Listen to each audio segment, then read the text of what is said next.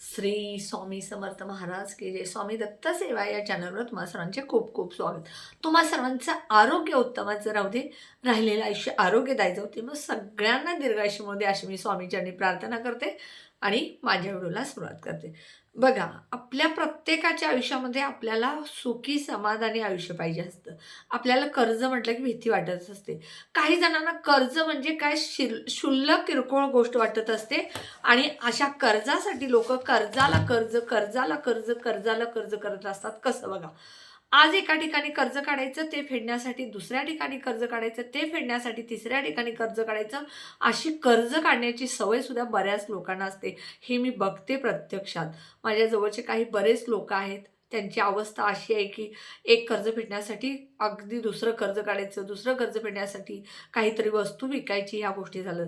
पण मी तुम्हाला सांगते, कर्ज कधीच करू नका.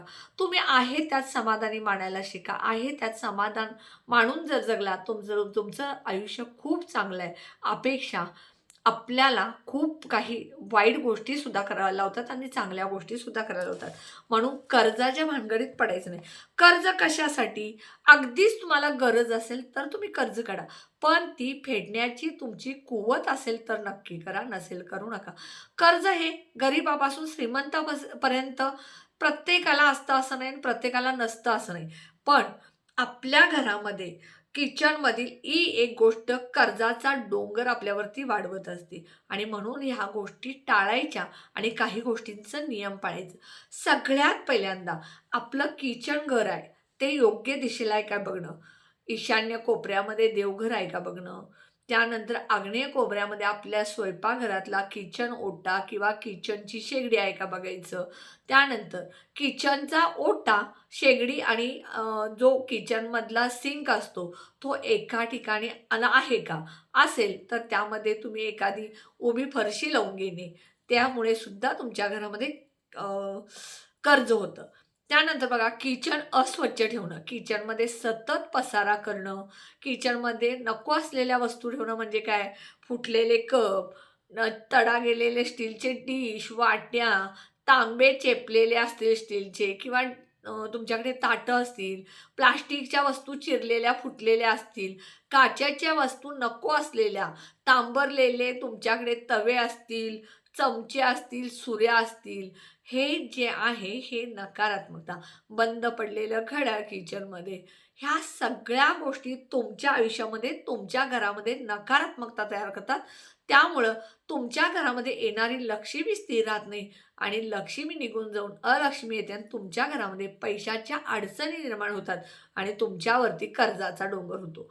म्हणून काय करायचं, आपल्या घरामध्ये नको असलेल्या वस्तू नेहमी तुम्ही 15 दिवसांना, महिन्यानं चेक करायच्या आणि काढून बाहेर फेकायच्या. स्त्रियांना एक सवय असते बघा, चला ही सुरी आहे, असू दे आपल्याला परत उपयोग येईल, कात्री आहे उपयोग येईल, चमचा आहे, असा आहे, डबा असा आहे, असं हे वस्तू ठेवून घेऊन स्त्रियांना घरामध्ये नकारात्मकता वाढवायची सवय असते. पण हे स्त्रियांनी बंद करा. तुम्ही नको असलेल्या वस्तू लगेच काढून टाका.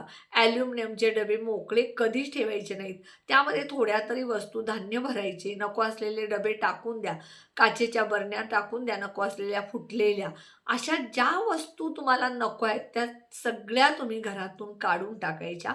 मोकळे डबे धान्याचे कधीच ठेवायचे नाही. धान्य संपेपर्यंत कधीच. तांदूळ असू दे, गव्हाचं पीठ असू दे, ज्वारीचं पीठ असू दे, साखर असू दे, भाजीचं तेल असू दे, मीठ असू दे, ह्या गोष्टी ज्या आहेत, ह्या संपूर्ण संपेपर्यंत थांबायचं नाही. तुमच्या घरामध्ये 2 ते 3 दिवसाचं ह्या वस्तू शिल्लक आहेत, तोपर्यंत तुम्ही घरामध्ये ह्या वस्तू आणायच्या. नसेल तर तुमच्या घरामध्ये दरिद्रता येण्यासाठी कोणीही रोखणार नाही आणि कर्ज तर नक्कीच होणार. त्यानंतर बघा, तुमच्या किचनचे दरवाजे असतील, खिडक्या असतील, ह्या स्वच्छ ठेवलेल्या पाहिजे. रात्री झोपण्यापूर्वी किचन कट्टा असू दे, सिंक असू दे, ह्यामध्ये खरकटी भांडी एका बकेटमध्ये, आता तुमच्याकडे कामवाली रात्री येत नसेल भांडी घासायला तर तिला सकाळी ठेवण्यासाठी एका बकेटमध्ये भरायची. सगळं जे त्यामध्ये उरलेलं अन्न खाऊन ठेवलेलं वगैरे असतं ते सगळं एका भांड्यामध्ये काढून तुम्ही भांडी स्वच्छ एका ठिकाणी करून बकेटमध्ये भरून त्यावरती एखादं खराब झालेलं बेडशीट झाकायचं जुनं. त्यामुळं अगदी फाटलेलं नसावं, अगदी कलर गेला. आपण बेडशीट बघा की बेडशीट काय करतो, खूप जुनं होईपर्यंत घालतो, तेही नकारात्मकता वाढतं. बेडशीट जे आहे ते जुनं जरा जरी कलर गेला तरी ते काढून टाकायचं. ते बेडशीट तुम्ही भांड्यावरती वापरू शकता रात्रभर किचनमध्ये. तशीच भांडी उघडी खरकटी ठेवायची नाही. त्यानंतर बघा, तुमच्या घरामध्ये अन्न शिजत असतं. हे अन्न शिजवत असताना सकाळी सगळ्यात पहिल्यांदा उठल्यानंतर किचन ओटा स्वच्छ धुवून पुसून ओट्यावरती जी तुमची शेगडी आहे त्या शेगडीला हळदी कुंकू लावायचं, अगरबत्ती लावा, एखादा दिवा लावा, अन्नपूर्णा मातेला प्रार्थना करा.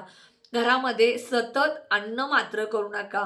शिल्लक अन्न राहील इतकं अन्न शिजवू नका. फक्त 1-2 व्यक्ती तुमच्या घरामध्ये येऊन जेवता येतील एवढं अन्न शिल्लक ठेवा.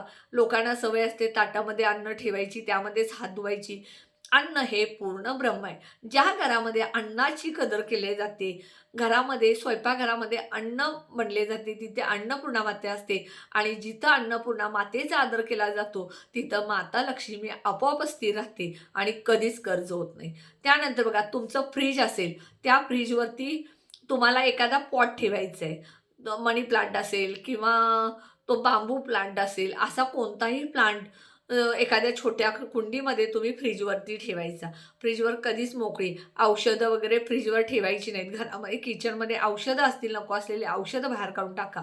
त्यानंतर बघा, एखादं सेंदेलोन नमक असतं ते तुम्ही फ्रीजवरती एका काचेच्या बाउलमध्ये भरून ठेवलं तर चालेल, किंवा मीठ जे आहे ते तुम्ही जाडे मीठ स्वयंपाकघरात फ्रीजवर ठेवलं तरी, स्वयंपाकघरात किचन ओट्यावर ठेवलं तर नकारात्मकता शोषून घेतं.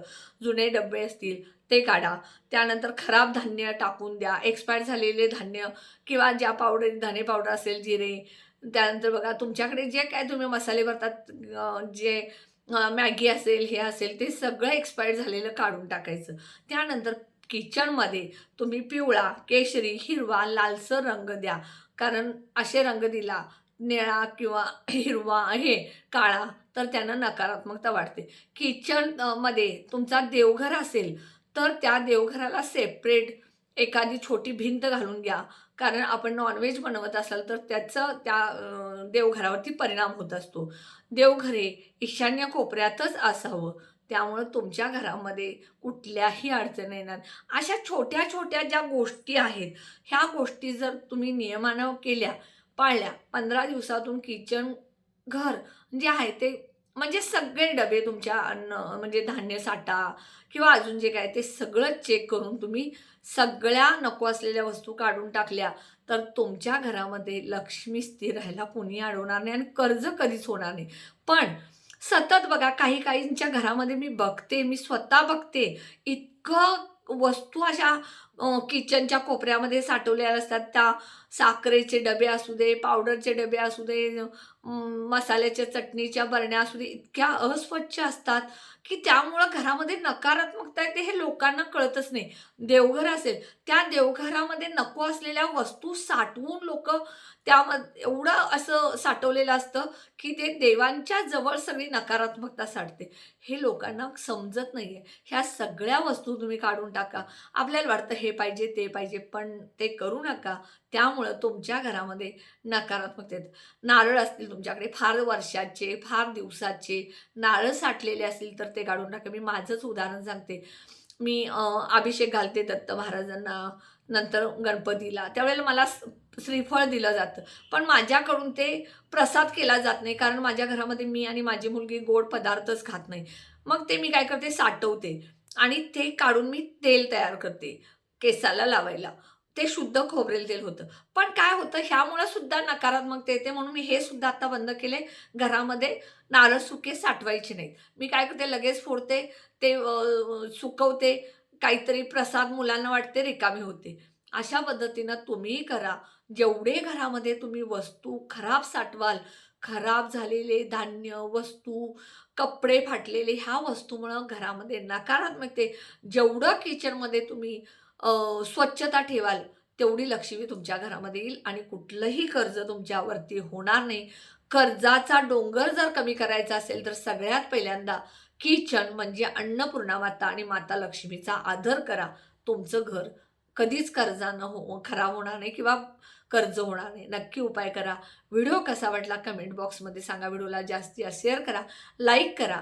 ऑल बटनला क्लिक करा. त्यामुळे माझे छोटे छोटे उपाय सेवा तोडगे खेळतील. आणि जे कोणी माझा व्हिडिओ नवीन बघत असेल त्यांनी प्लीज माझ्या व्हिडिओला सबस्क्राईब करायला विसरू नका. श्री स्वामी समर्थ.